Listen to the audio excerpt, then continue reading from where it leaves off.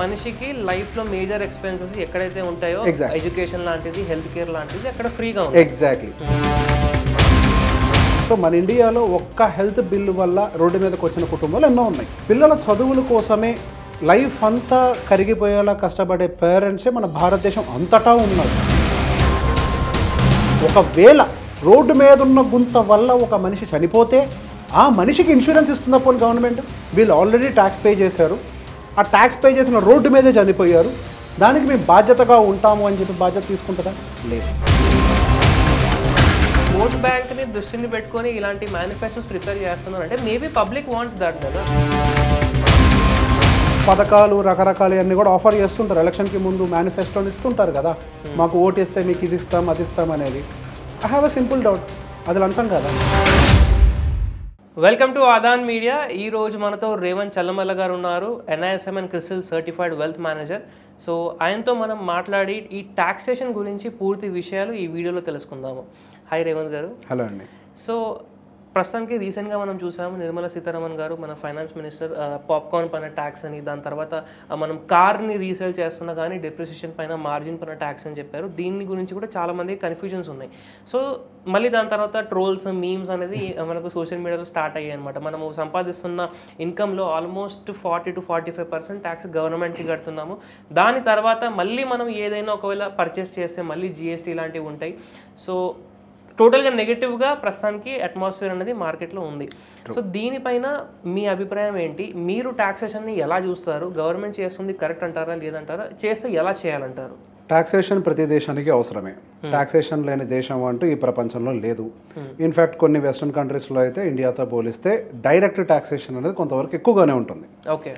But ఇక్కడ problem ఏంటంటే taxation తోటి కాదు, మనం కట్టేటువంటి ట్యాక్సెస్తో మనకి ఏమి రిటర్న్ వస్తుంది అన్న దాంతో మాత్రమే ప్రాబ్లం వస్తుంది. ఓకే. సో వెస్ట్రన్ కంట్రీస్ కానీ ఇట్లాంటివన్నీ చూస్తున్నప్పుడు మనకి US, కెనడా, ఆస్ట్రేలియా, లండన్ ఇట్లాంటి అన్ని దేశాల్లో కూడా education is almost free. +12 standard వరకు, 12th స్టాండర్డ్ వరకు ఆల్మోస్ట్ ఫ్రీ. అండ్ ఆ తర్వాత కూడా UGకి వచ్చినా కానీ సేమ్ స్టేట్ అయితే కనుక చాలా మటుకు డిస్కౌంట్స్ ఉంటాయి. వెరీ ఫ్యూ కొంత ఖర్చే పెట్టాల్సి వస్తుంది. సో బేసిక్గా కట్టేదానికి రిటర్న్ అక్కడ ఏదో ఒకటైతే వస్తుంది. అండ్ అదే ఆస్ట్రేలియా లాంటి కంట్రీ చూస్తే ఆల్మోస్ట్ మనకి హెల్త్ కూడా ఫ్రీ. అండ్ ఎస్ దాని కొంత వెయిటింగ్ ఏదో ఉంటుంది, XYZ. అక్కడ కూడా మన ఇండియాలో ప్రైవేట్ హాస్పిటల్స్ ఉంటాయి, ఇన్సూరెన్స్ ఉంటాయి. If you want you cannot. అంటే ఒక మనిషికి లైఫ్లో మేజర్ ఎక్స్పెన్సెస్ ఎక్కడైతే ఉంటాయో ఎడ్యుకేషన్ లాంటిది, హెల్త్ కేర్ లాంటిది అక్కడ ఫ్రీగా ఉంది. ఎగ్జాక్ట్లీ. సో ఒక మనిషి ఎదగలేకపోవటానికి లేదా ఎదిగిన వాడు ఒదిగిపోవటానికి ఈ రెండే ప్రధాన కారణాలు. హెల్త్ మీదకి వచ్చి, సో మన ఇండియాలో ఒక్క హెల్త్ బిల్లు వల్ల రోడ్డు మీదకి వచ్చిన కుటుంబాలు ఎన్నో ఉన్నాయి. అవును. పిల్లల చదువుల కోసమే లైఫ్ అంతా కరిగిపోయేలా కష్టపడే పేరెంట్సే మన భారతదేశం అంతటా ఉన్నారు. సో ఈ రెండు మోస్ట్ ఎక్స్పెన్సివ్ ప్రతి దేశంలో కూడా. అలా అని చెప్పేసి మనం ట్యాక్సెస్ పే చేయట్లేదు అని అంటే we're also paying taxes. Almost మనకు 30% డైరెక్ట్ ట్యాక్స్ పడుతుంది. ఆ తర్వాత మనం కొనే ప్రతి ఒక్క వస్తువు మీద యావరేజ్గా 18% ట్యాక్స్ అయితే పే చేస్తున్నాము. అండ్ మీరు అన్నట్టుగా ఆ తర్వాత మళ్ళీ ఏదన్నా మనం ఒక భూమి కొనుక్కుంటున్నామనన్నా, లేదా ఒక భూమి అమ్మినా, లేదా ప్రాపర్టీ ట్యాక్స్ అని ఇట్లా రకరకాల పేరుతోటి మనం ట్యాక్సెస్ అనేవి పే చేస్తూనే ఉన్నాము. మనం ఒక 100 రూపాయలు సంపాదిస్తే 45 నుంచి 50 రూపాయల వరకు కూడా మనం తీసుకొని వెళ్ళి ప్రభుత్వానికి అప్పచెప్తున్నాం. సో సగ భాగస్వామిని చేసుకున్నాం మన జీవితంలో. అక్కడ సగ భాగస్వామిని చేసుకోవడం సమస్య కాదు, ప్రతి ఒక్కరు చేసుకోవడానికే ఇష్టపడుతూ ఉంటారు. కాకపోతే దానివల్ల మనకి రిటర్న్ ఏమొస్తుంది అనేది ఒకటి మాత్రమే ఇక్కడ కన్సర్న్గా కనిపిస్తుంది. ఎస్, పేయింగ్ ట్యాక్సెస్ అందరం హ్యాపీగా ఫీల్ అవుతాం. ఇప్పుడు మా అమ్మాయికి, మా పిల్లలందరికీ నేను కూడా ఎడ్యుకేషన్ ఫీ కడుతూ ఉన్నాను, ట్యాక్సెస్ కడుతూ ఉన్నాం. నేనెందుకు మళ్ళీ ఎడ్యుకేషన్కి ఫీ పే చేయాలి? అదే నాకు కమ్యూనిటీ బేస్డ్ ఏదో ఒక స్కూల్ ఉంటే మంచి క్వాలిటీ స్కూల్ అక్కడికి పంపిస్తుంటాం కదా. మన కమ్యూనిటీ హాస్పిటల్స్ అని బాగుంటుంటే నేను అక్కడికే వెళ్తూ ఉంటాను కదా. సో మనం పే చేసేదానికి రిటర్న్ రాకపోవటం అనేదే మనకి సమస్యగా మారింది. సో ఎక్కడైతే మనకి దోచుకుంటున్నారు అనే ఫీలింగ్ ఉంటుందో అక్కడ ప్రజలు దొంగలుగా మారిపోతుంటారు. అందుకే మన ఇండియాలో ట్యాక్స్ పే చేసే వాళ్ళ సంఖ్య తక్కువ. అంటే ఎక్కువ ఇన్కమ్ చూపించకుండా ట్యాక్స్ సేవ్ చేయడానికి ఎప్పుడు కూడా ట్రై చేస్తారు. సేవ్ అసలు ఇన్కమ్ని చూపించారు, అది అసలు ఇన్కమ్ని చూపించారు, బ్లాక్ చేస్తారు, ఇట్లా రకరకాలని చేసేస్తూ ఉంటారు. సో ఫస్ట్ ట్యాక్స్ పే చేయాలి అని అంటే మనం పే చేస్తే ఇది వస్తుంది అనేది ఒకటి ఉంటే then as we can pay. And even coming to the quality whatever provided by the government, ప్రతి దానికి కూడా ఎక్స్ట్రా ట్యాక్స్ కడుతున్నాం. వెహికల్ కొంటే రోడ్ ట్యాక్స్ పే చేస్తున్నాం, మున్సిపల్ ట్యాక్స్ పే చేస్తున్నందుకే మనకి ఊర్లలో మనకి రోడ్లు వేస్తున్నారు. ఎంతమంది ఈ రోడ్డు మీద ఉండే గుంతల వల్ల ప్రాణాలు కోల్పోతున్నారు, ఈ దేశంలో ఎంతమంది చనిపోతున్నారు. మరి దానికి సపరేట్గా మళ్ళీ ట్యాక్స్ పే చేస్తున్నాం కదా. మరి ఒకవేళ రోడ్డు మీద ఉన్న గుంత వల్ల ఒక మనిషి చనిపోతే ఆ మనిషికి ఇన్సూరెన్స్ ఇస్తుందా పోనీ గవర్నమెంట్? గవర్నమెంట్ బాధ్యత తీసుకుంటుందా? వీళ్ళు ఆల్రెడీ ట్యాక్స్ పే చేశారు, ఆ ట్యాక్స్ పే చేసిన రోడ్డు మీదే చనిపోయారు, దానికి మేము బాధ్యతగా ఉంటాము అని చెప్పి బాధ్యత తీసుకుంటుందా? లేదు. విపరీతంగా సంపాదించినంతకాలం సంపాదించాను, ట్యాక్సెస్ అన్ని ఇనిషియల్ స్టేజెస్లో చాలా ఎక్కువగా కట్టేశాను, అనుకోని పరిస్థితుల వల్ల నా వ్యాపారాలన్నీ పాడయ్యాయి, రిటైర్మెంట్ పాలసీ ఏమని ఇస్తుందా? వీళ్ళు ఆల్రెడీ ఉన్నంతకాలం ఇంత ట్యాక్సెస్ కట్టారు, లెట్ దెమ్ ప్రొటెక్ట్. యూఎస్లో ఉంది, ఒక ట్యాక్స్ స్లాబ్ దాటి పే చేస్తున్న వాళ్ళకి they will get some protection. కానీ ఇక్కడేం జరుగుతుంది? మన యూఎస్ డేటాస్ వినేటప్పుడు జాబ్లెస్ క్లైమ్స్ అని కూడా వింటూ ఉంటాం కొన్ని వర్డ్స్ని. So there is a protection. అంటే మనిషికి ఏవైతే బేసిక్ రైట్స్ ఉన్నాయో వాటి వరకు ప్రొటెక్షన్ ప్రతి దేశంలో ఉంది, కానీ మన దేశంలో లేదు, మన లాంటి దేశాల్లో. అంటే మీరు చెప్పింది కరెక్ట్ సార్. బయట దేశాల్లో వాళ్ళకి ఇట్లాంటి బెనిఫిట్స్ ఉంటాయి, హెల్త్ కేర్ కానివ్వండి, ఎడ్యుకేషన్ కానివ్వండి, రిటైర్మెంట్ బెనిఫిట్స్ కానివ్వండి, వాళ్ళకి ఆ కంట్రీస్లో అలాంటి డైరెక్ట్ ట్యాక్స్ పేయర్స్ పర్సంటేజ్ కూడా ఎక్కువగా ఉంది. మన ఇండియాలో చూసుకుంటే 5% లెస్ దెన్ 5% డైరెక్ట్ ట్యాక్స్ పేయర్సే ఉన్నారు, కానీ మన జనాభా చూసుకుంటే 140 కోట్లు ఉన్నారు. సో గవర్నమెంట్ కూడా ఏంటంటే మనకు ఎక్కువ మంది వస్తే maybe we can provide this అని వెయిట్ చేస్తుందేమో. Very nice point. So basic ఇండియాకి వచ్చేటువంటి ట్యాక్స్ కలెక్షన్ ద్వారా వచ్చే డబ్బులు కావచ్చు, ఇట్లా రకరకాల సోర్స్ నుంచి వచ్చే డబ్బులు కావచ్చు, ఏవి తక్కువ కాదు. The biggest problem is where are you spending it. అక్కడ ప్రాబ్లం వస్తుంది. నిజంగా డబ్బులు తీసుకొని వెళ్ళి ఫ్రీ బీస్ మీద స్పెండ్ చేసుకుంటూ వెళ్తున్నారు. ఫ్రీ బీస్ ఖచ్చితంగా కావాలి, అసలు ఉండకూడదు అనేది చెప్పట్లేదు. ఖచ్చితంగా ఫ్రీ బీ ఉండాలి. వెనుకబడ్డ వర్గాలని అప్లిఫ్ట్ చేసేందుకు ఖచ్చితంగా ఒక ఫ్రీ బీ ఉండాలి. కానీ ఎంత పోర్షన్లో స్పెండ్ చేస్తున్నాం, ఎక్కడ స్పెండ్ చేస్తున్నాం? బడ్జెట్ అనేది ప్రభుత్వం ప్రిపేర్ చేస్తున్నటువంటి బడ్జెట్స్ అనేవి ఓటు బ్యాంకుకు అనుకూలంగా ప్రిపేర్ చేస్తున్నారా, దేశ అభివృద్ధికి అనుకూలంగా ప్రిపేర్ చేస్తున్నారా? అక్కడ రియల్ పాయింట్ వస్తుంది. ఇప్పుడు దేశంలో ట్యాక్స్ పేయర్స్ లేరు అని అంటే అది ఎవరి అసమర్థత?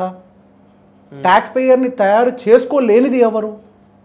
ఈ 75 సంవత్సరాలు 76, 77 సంవత్సరాలు స్వతంత్ర భారతదేశంలో కేవలం 5% ట్యాక్స్ పేయర్స్ని మాత్రమే ప్రిపేర్ చేయగలిగామా? సో ఇన్ని సంవత్సరాలుగా ఇచ్చినటువంటి ఫ్రీ బీస్ అన్ని వేస్ట్ అయిపోయినట్టేనా? ఇప్పుడు నిజంగా అప్లిఫ్ట్మెంట్ అంటూ జరుగుండుంటే వాళ్ళు చదువుకొని ఉండాలి, ఉద్యోగాలు చేస్తూ ఉండాలి, వాళ్ళు గవర్నమెంట్కి ట్యాక్స్లు కడుతూ ఉండాలి. సో ఎటువంటి వాటి మీద మనం డబ్బులు స్పెండ్ చేస్తున్నాం? ఈ 5% మంది భారతీయులు ఏదైతే ట్యాక్సెస్ కడుతున్నారో వాళ్ళందరూ డబ్బులు తీసుకొని వెళ్ళి పెట్టేటువంటి ప్లేస్ కరెక్ట్గా అప్లికబుల్ లేదు. ఇప్పుడు పథకాలు రకరకాలు అన్నీ కూడా ఆఫర్ చేస్తుంటారు, ఎలక్షన్కి ముందు మేనిఫెస్టోని ఇస్తుంటారు కదా, మాకు ఓటు ఇస్తే మీకు ఇది ఇస్తాం అది ఇస్తాం అనేది. I have a simple doubt, అది లంచం కదా? మాకు ఓటు వేస్తే ఇది ఇస్తాం అది ఇస్తాం అనేది లంచమే కదా? సో ఓటు వేస్తే దేశాన్ని అభివృద్ధి చేస్తామని చెప్పాలి, మీ ఏరియాలో ఒక మంచి స్కూల్ని ఎస్టాబ్లిష్ చేస్తామని చెప్పాలి, ఒక మంచి ప్రైమరీ హెల్త్ సెక్టర్ ఎస్టాబ్లిష్ చేస్తామని చెప్పాలి, రోడ్ నెట్వర్క్ని బిల్డ్ చేస్తామని చెప్పాలి. ఇది కదా ఎకానమీని బిల్డ్ చేసేది. ఒక లోకల్ ఎకానమీని బిల్డ్ చేయడానికి కావాల్సిన ఏంటి? ఇన్ఫ్రాస్ట్రక్చర్. చైనా అండ్ ఇండియా ఒకప్పుడు almost same economy, but China ఎందుకు ముందరికి వెళ్ళింది, భారతదేశం ఎందుకు ముందరికి వెళ్ళలేకపోయింది? వాళ్ళు లోకల్ ఎకానమీని బిల్డ్ చేయడానికి ప్రయత్నించారు. ఇక్కడ మన దగ్గర లోకల్ ఎకానమీని బిల్డ్ చేయడానికి ఎంతమంది ప్రయత్నిస్తున్నారు? సో రాబోతున్నటువంటి ఏ బడ్జెట్స్ అయినా కానీ పాలసీస్ అయినా కానీ ఓటు బ్యాంకును దృష్టిలో పెట్టుకొని వస్తున్నాయి, కానీ నిజంగా ఒకళ్ళు అభివృద్ధి చెందడం కోసమైనా తీసుకురావట్లేదు. ఇది పాయింట్ 1. నెంబర్ 2, వాళ్ళు ఏమి తెస్తున్నా కానీ ఎంచుకునే హక్కు ఎవరికి ఉంది? పబ్లిక్ ఉంది. మరి వాళ్ళు ఏం చేస్తున్నారు? నేను అదే పాయింట్ చెప్దాం అనుకున్నా. ఎందుకంటే వాళ్ళు ఓట్ బ్యాంక్ని దృష్టిని పెట్టుకొని ఇలాంటి మేనిఫెస్టోస్ ప్రిపేర్ చేస్తున్నారు అంటే మేబీ పబ్లిక్ వాంట్స్ దట్ కదా. Everybody wants freebies, nobody is concentrating on infrastructure. ఎందుకంటే పబ్లిక్ అడగట్లేదు. So that was the problem. Public అడగకపోవటం అనేది కూడా అడగంది అమ్మాయిని అన్నం పెట్టదని చెప్పేస్తుంటారు, రైట్? మరి అడగాల్సింది ఎవరు? నీకేం కావాలో వాళ్ళు చెప్పేది వాళ్ళు చెప్పారు. నీకేం కావాలో నువ్వు చెప్పబ్బా. నీకేం కావాలో నువ్వు చెప్తే కదా నీకు కావాల్సిన పాలసీస్ వచ్చేది. క్వాలిటీ ఎడ్యుకేషన్ ఇవ్వాలి. క్వాలిటీ ఎడ్యుకేషన్ ఇస్తే క్వాలిటీ ఎంప్లాయీస్ క్రియేట్ అవుతారు. క్వాలిటీ ఎంప్లాయీస్ ఉన్న చోటకి ఆటోమేటిక్గా కంపెనీస్ వస్తాయి. When there is a very good work force. ఇప్పుడు మన ఇండియన్ ఐటీ సెక్టర్ అంతా దేని మీద వర్క్ చేస్తుంది? మన ఇండియాలోనే ప్రోడక్ట్ మ్యానుఫ్యాక్చరింగ్ జరుగుతుందా, ప్రోడక్ట్ డిజైనింగ్ జరుగుతుందా? ఎక్కడో జరుగుతుంది, కానీ ఇక్కడ లేబర్ని హైర్ చేస్తారు. I mean IT water, right? ఇక్కడ మనకు కావాల్సినంత రిసోర్స్ ఉంటే కావాల్సిన ఎంప్లాయ్మెంట్ ఆటోమేటిక్గా జనరేట్ అవుతుంది. ఒకసారి ఎంప్లాయ్మెంట్ అంటూ క్రియేట్ అయితే ట్యాక్స్ పేయర్ ఆటోమేటిక్గా వస్తాడు. ఒకసారి ట్యాక్స్ పేయర్ అంటూ వస్తే then as we can route it. ఇప్పుడు ప్రతి దేశంలో టాక్సేషన్ ఉంది, కానీ ఇండియా ఇంకా బిలో మిడిల్ ఇన్కమ్ గ్రూప్గానే మిగిలిపోయింది. వై? బికాస్ స్పెండింగ్ మనీ ఎక్కడ ఉంది అనేది ప్రాబ్లం. వీఆర్ నాట్, అంటే ఇక్కడ మన ఇండియాలో ఒక రా ప్రోడక్ట్ని మ్యానుఫ్యాక్చర్ చేసి ఆ రా ప్రోడక్ట్ని మళ్ళీ వేరే కంట్రీకి ఎక్స్పోర్ట్ చేసి మళ్ళీ ఆ కంట్రీలో దాని ఒక ఫైనల్ ప్రోడక్ట్గా మార్చి మళ్ళీ మన కంట్రీకే ఇంపోర్ట్ చేసుకుంటున్నాం. ఆ ప్రోడక్ట్ డెవలప్మెంట్ ఇండియా మీద ఎందుకు ఫోకస్ పెట్టరు? బడ్జెట్లు తయారు చేశాము, ఆ బడ్జెట్లో పెట్టాల్సింది ఏంటి? ఇప్పుడు యూత్ ఉంది, ఇండియా ఆల్మోస్ట్ 9.5 నిన్ననే చూశాను అన్ఎంప్లాయ్మెంట్ రేట్, హైయెస్ట్ ఎవర్. మన భారతదేశంలో సూపర్ వర్క్ పవర్ ఉంది, కానీ అక్కడ అన్ఎంప్లాయ్మెంటే ఎక్కువ ఉంది. లేకపోవడానికి కారణం కావాల్సిన ఎస్టాబ్లిష్మెంట్స్, అంటే ఛానలైజింగ్ ఆఫ్ ద మనీ అది రైట్ వేలో లేకపోవటం. ఆ ప్రోడక్ట్ ఫైనలైజ్ అయ్యేది మన ఇండియాలోనే జరుగుంటే వర్క్ ఫోర్స్కి కావాల్సినటువంటి ఇది దొరికేది, నీకు కావాల్సిన ట్యాక్స్ కలెక్షన్ వచ్చేది, ఇండియా నుంచే బయటికి ప్రోడక్ట్స్ ఎక్స్పోర్ట్ అవుతుండేవి. Channelization, that was the biggest problem. వ్యవసాయ ఆధారిత దేశం 100% రైట్, కానీ రా మెటీరియల్ని ఎక్స్పోర్ట్ చేస్తున్నాం, దాన్ని ఛానలైజ్ చేయలేకపోతున్నాం. Everywhere it was the same. And coming to education system, అది ఎలా ఉంటుంది? దాన్ని సరిదిద్దాల్సిన బాధ్యత ఎవరి మీద ఉంటుంది అంటే కాలేజ్ ఓనర్స్ అది కాదు, the government. They should tell next upcoming 10 yearsలో ఏ సెగ్మెంట్లో జాబ్ క్రియేషన్ ఉండొచ్చు. ప్రతి ఒక్కరు సిఎస్సి ఐటీ చేశారు, ఎంతమందికి జాబ్స్ వచ్చాయి, ఎక్కడ లాగింగ్ ఉందో ఐడెంటిఫై చేసి చెప్పుండాలి కదా ముందే. ప్రభుత్వానికి ఆ రిసోర్స్ ఉంది కదా. నెక్స్ట్ 10 yearsలో జాబ్ క్రియేషన్ ఇక్కడ ఉంటుంది. అటు ప్రజల్ని, కాలేజెస్ని, వీళ్ళందరికీ కూడా నెక్స్ట్ 10 yearsలో జాబ్ క్రియేషన్ ఎక్కడ ఉంటుంది చెప్పుండగలగాలి. అది చెప్పలేకపోవడం ఎవరిది? ఇప్పుడు ఏఏ వచ్చింది, ఎన్ని కాలేజెస్లో ఏ ఆఫర్ చేస్తున్నారు ఇంజనీరింగ్లో? Very few. అది ఎవరిది ప్రాబ్లం? చెప్పలేకపోవటం. మన గైడ్ వాళ్ళే కదా. They have to tell next upcoming ఇయర్స్లో ఏ సెగ్మెంట్లో జాబ్ ఆపర్చునిటీస్ ఉన్నాయి అనేది. జాబ్ ఆపర్చునిటీస్ ఎక్కడ ఉన్నాయో ఐడెంటిఫై అంటూ చేసి చెప్తే కాలేజెస్ విల్ టేక్ కేర్. అది కాలేజెస్ బాధ్యత. నెక్స్ట్ ఓవర్ సప్లై అవుతుంది ప్రతిసారి, కావాల్సిన దానికంటే ఓవర్ సప్లై అయితే ఏమవుతుంది? అన్ఎంప్లాయ్మెంట్ పెరుగుతుంది. That's what happened. పూర్తిగా ఇక్కడ మీరు చెప్పిన పాయింట్ ఏంటంటే గవర్నమెంట్ ఆటోమేటిక్గా ఒకవేళ ఇన్ఫ్రాస్ట్రక్చర్ పైన, ఎంప్లాయ్మెంట్ పైన ఫోకస్ చేస్తే ట్యాక్స్ పేయర్స్ పెరుగుతారు. పెరిగిన తర్వాత 45%, 50% మన దగ్గర ట్యాక్స్ తీసుకున్నా కానీ అప్పుడు మనకు హెల్త్ కేర్, ఎడ్యుకేషన్ అవన్నీ ఫ్రీ అవుతాయి. Everybody will be happy to pay taxes. Exactly, because what we get, మనం ₹1 పెట్టుబడి పెట్టేటప్పుడు అదంతా క్వాలిటీ తోటి మనం కొంటున్నాం అనేది ఆలోచిస్తూ ఉంటాం. We're paying tax to the government. ఎందుకు? బికాస్ వాళ్ళు సర్వీసెస్ మనకి ఇస్తారు కాబట్టి.